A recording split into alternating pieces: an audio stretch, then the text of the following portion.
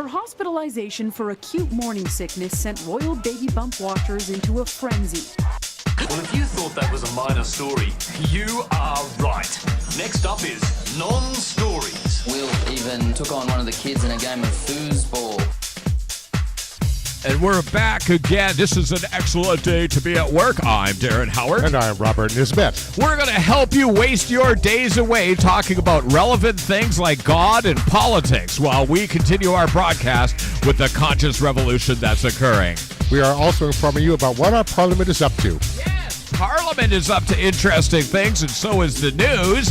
Remember, apparently there are Olympics going on in a year, and that's more important than poverty issues.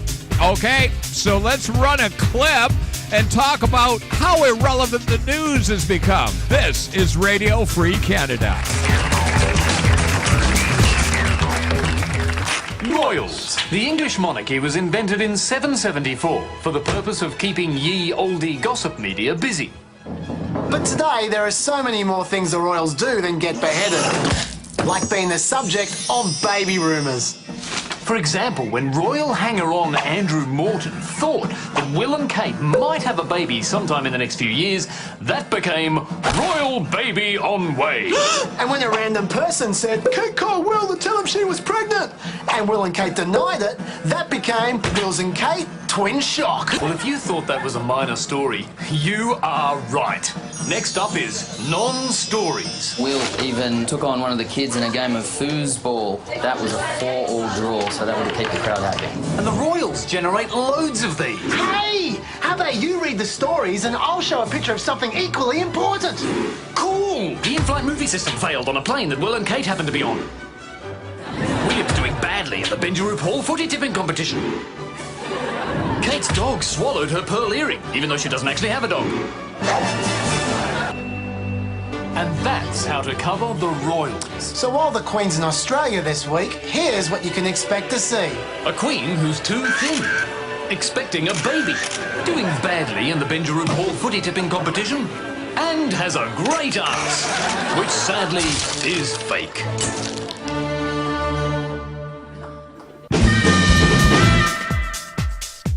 That is exactly the way we start the show today. Welcome. It's the Royals. You know what? I don't care. They were born rich. They were born rich, and now they're arguing at Parliament over whether or not the baby, the royal fetus, will be able to succeed the throne if it's a female. And you know that it's such a waste of time and money and effort? We should get rid of royalty 100%. In Canada. I don't see why it matters to Canadians at all. It only matters to the 1%, the people who think that if you inherit cash, you're worth something, and that is not a fact. We're real human beings around here, and let's start covering the story. We have irrelevant nonsense and propaganda. Of course, I am Darren Howard. And I am Robert Nisbet. I think we said that already, but who cares? This is not corporate radio. That's relevant stuff. Well, with the royal baby on the way, the Harper government is now pushing ahead with changes that will help end discrimination against female heirs to the throne.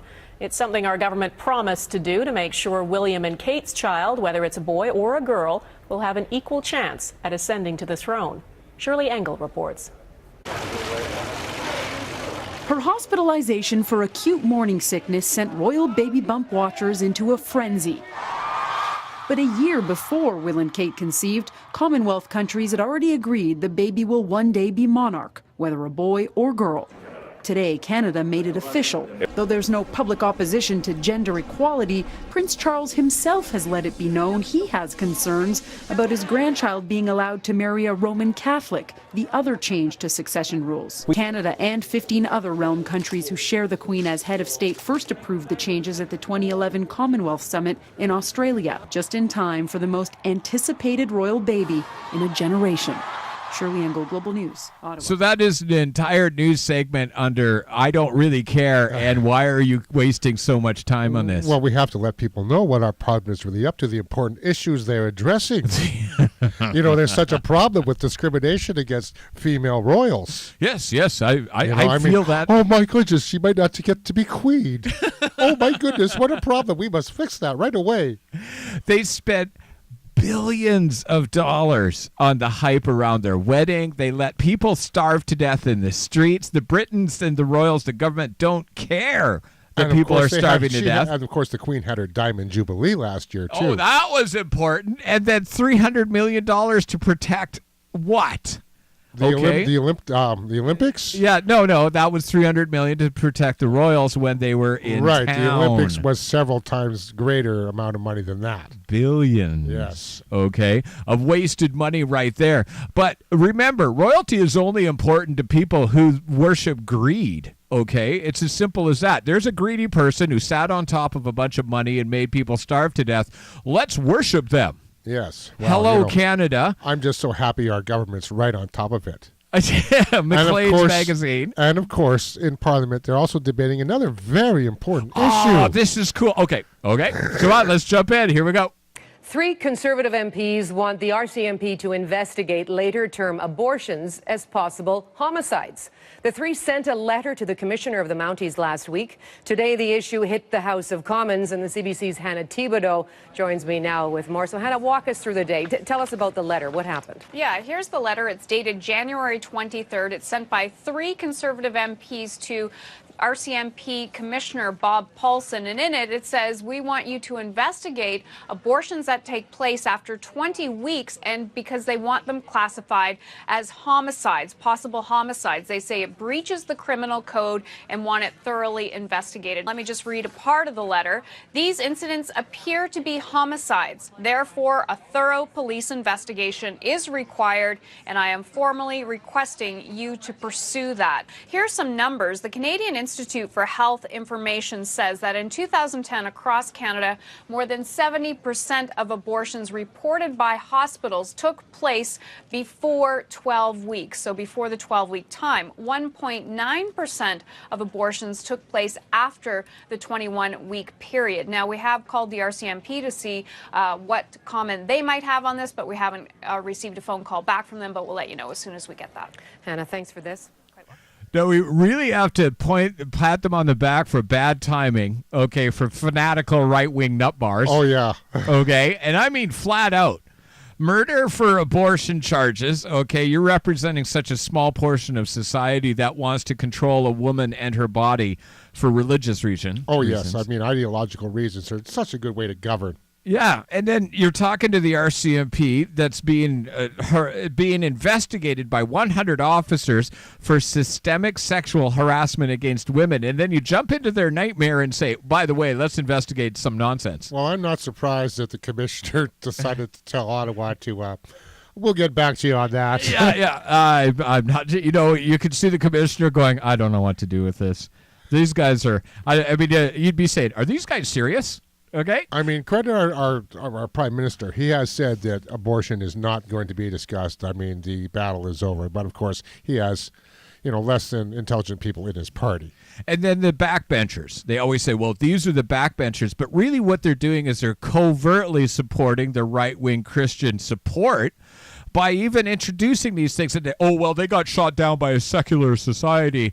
Nonsense. It's craziness. It is. But then again, keeping you distracted with nonsense while we ignore poverty and solutions and police brutality. Yes? Yes. Let's run it. After several high-profile incidents involving alleged officer misconduct, the RCMP has come under a lot of fire recently. Now, a CBC News investigation has uncovered other cases you might never have heard about, hundreds of them during a span of 4 years. The CBC's Kurt Petrovich dug up the numbers, and he has the details in hand for us tonight. Kurt? Wendy, what we found may surprise some people. Cases of assault, sexual assault, impaired driving, even possession of child pornography. But these aren't just any offenders. They are Mounties.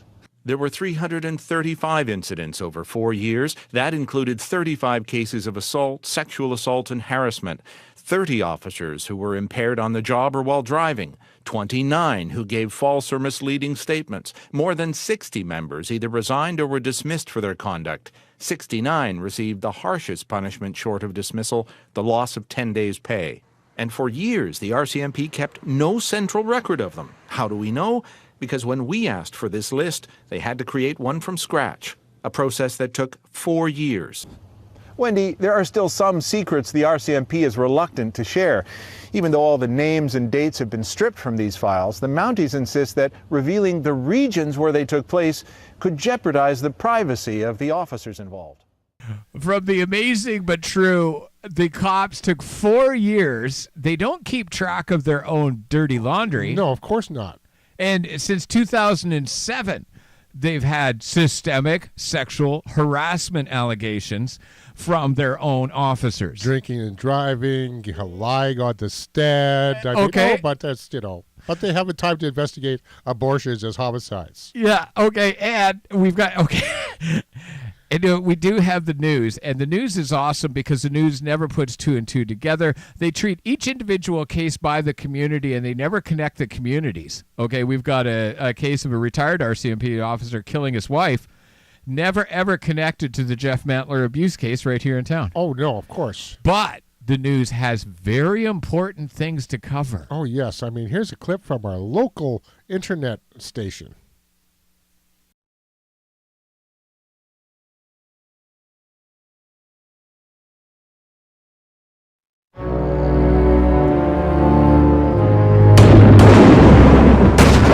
More tea, sir? No. Any word from Karl Rove? Sir, despite what he's been telling you, it's over. Romney lost. Damn it. I guess it's time I explain to these good people the upcoming fiscal cliff. Think of the economy as a car and the rich man as the driver. If you don't give the driver all the money, he'll drive you over a cliff. It's just common sense. Furthermore, rich people feel things more deeply than the common man. And we've got to change our approach to immigration. I have a progressive proposal to let into this country 200 grimy Irishmen a year. I've got lots of potatoes that need peeling and stables to be mucked out. Sir, the Instapols are in. You're just digging yourself deeper. Well, then let me just say this. Marco Rubio es un pañuelo rosa. I'm afraid you just made things even worse. How? Why? You just said Marco Rubio is a pink handkerchief. This public service announcement is over. Execute the cameraman. So you can file that under I don't care about another investment real estate guy whining about the fact he has to take care of his own house. I'm just glad that was such important news that Castanet had to use it as a feature story. And where's journalism? Where's the report on poverty and why poverty creates rental problems? Where's the background on how rentals have gone down or how there's 500 grow-ops in rentals right now? Well, that might be real information that people could get a handle on, but of course, that's not important. Nothing to see here. Move along.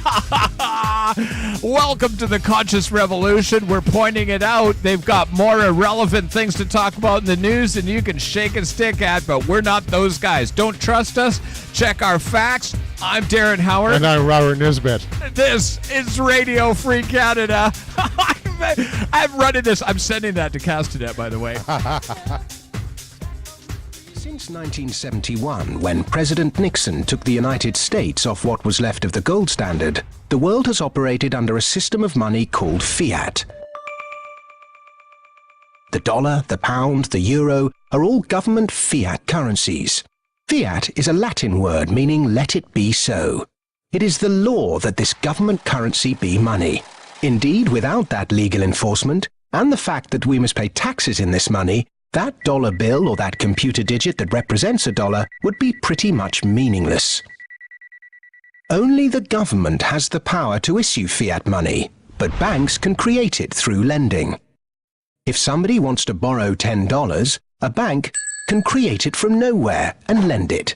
It can then charge interest. Banks also create money by lending against an asset, such as a house. They're given the deeds to the house, and they create the money out of nowhere and lend it, at interest, of course. But who benefits?